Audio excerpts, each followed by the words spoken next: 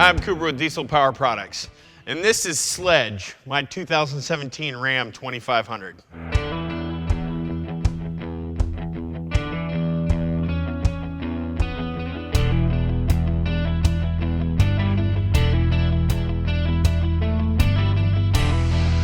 Why did I pick the Ram 2500 platform? Well, for me, my truck has to serve a lot of different purposes. One of the bigger ones for me is getting off-road. And the suspension setup on the newer Ram trucks with the links and the coils at all four corners lends itself nicely to off-roading. So I wanted to kind of build off of that platform and still be comfortable, be able to tow and do everything else. For that, I talked to my friends at AEV. They have a very complete kit from the bumper to the fender flares to axle location just to get that 40-inch tire to fit and not rub on anything. I did their 3-inch dual sport kit.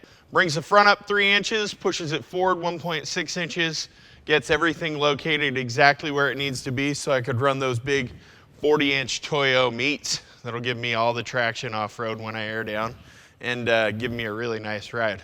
I also went with a set of KMC Machete bead locks. Yep, bead locks. I picked those bead locks for a specific reason. One, the offset was perfect, and two, I really like the big hardware. It's a big forged, deep, thick beadlock ring that doesn't deflect from the tires, and it uses 3/8 hardware, which is quite a bit different than a lot of the others out there, and it's always held up to the abuse I've given it. For all the traction needs, talked to our friends over at ARB USA. Got myself an ARB air locker, front and rear, and to actuate those things, put an ARB twin air compressor on. If you've never run an air compressor on your truck, you're missing out. It's kind of like rain sense wipers and auto headlights, just primo. Just for airing up tires for the kiddies, or maybe your tires, or your buddy's tires, or just because you want to blow air all over the place, whatever you want.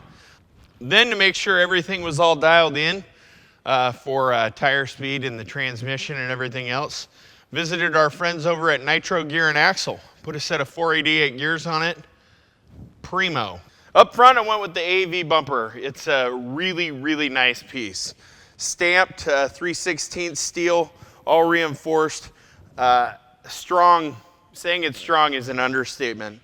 Got a set of Baja Designs Squadron Pros in a wide cornering and spot. And stuffed it full of a worn 16.5 TIS, one of the synthetic cable winches. So if I do have to recover myself, I know I've got all the grunt that's needed. Some of the design features that AEV incorporated into this, with their big recovery hooks, they also have some skids down at the bottom, which is kind of nice because I have smashed them into rocks here a couple of times now, and it has protected the rest of the vehicle. But it's a good solid foundation to start things off nosing into the trails. Knowing that we're going to do some performance stuff under the hood, we wanted to make sure we could handle all the excess heat that we'll be building up. For that, we went with AEV's heat reduction hood. It's got some nice workable vents that allow things to escape, create a little vacuum that help pull it all out and win us some serious styling points.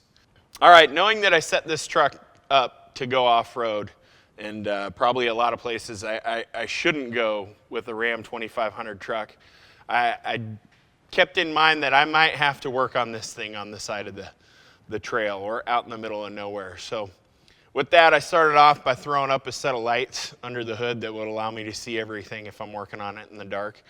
And then starting off on the passenger side of the motor, went ahead and got rid of that overly complicated VGT turbo that likes EGTs and not being the best for reliability, and put a BD's second gen swap kit on with the new SXC platform. It's got a 363 SXC. I went with that sizing because it won't be so big that it'll be slow, but it won't be so small that it could create its own issues. It's a nice happy medium, and it will lend itself nicely to a compound kit later on down the line. In the engine itself, right now all I have done is ARP head studs. Future plans include a Hamilton 188 220 cam and valve springs, a set of Dynamite Diesel Products 90 horse injectors, and a Fleece 10 mil pump. I will be feeding that with a fast titanium 150. Currently, I also have a BD intake manifold, probably one of the nicer intake manifolds on the market. It is made to work with the factory dual alternators. I upgraded to dual alternators because I wanted to make sure I had enough electrical capacity to handle all of the accessories I'll be adding on in that winch. I've noticed with the stock 180 amp alternator, when I'm out wheeling and winching and I have lights on and it's nighttime, it draws it down pretty good. So that will alleviate all issues there. Yes, once I get all those mods done, then the future it will end up being a compound setup. Woo! Then all the horse ponies. And really, that's it, just the basics. All right, to monitor all the engine vitals and control a few things, I went with an Edge CTS2 Insight. Probably one of the best products on the market for being able to notice all of the engine statistics without throwing a whole bunch of gauges in 500 spots. I can put it all right here and dial it into my needs, which are kind of nice.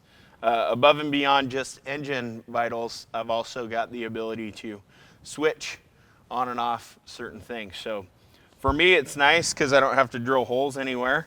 And I went ahead and wired in my air compressor to the screen as well as the front and rear lockers. Kind of a nice setup, so I can throw on the air compressor, have it ready to go while I'm driving down the road, as well as the front and rear lockers with relative ease. Out back, it's pretty simple.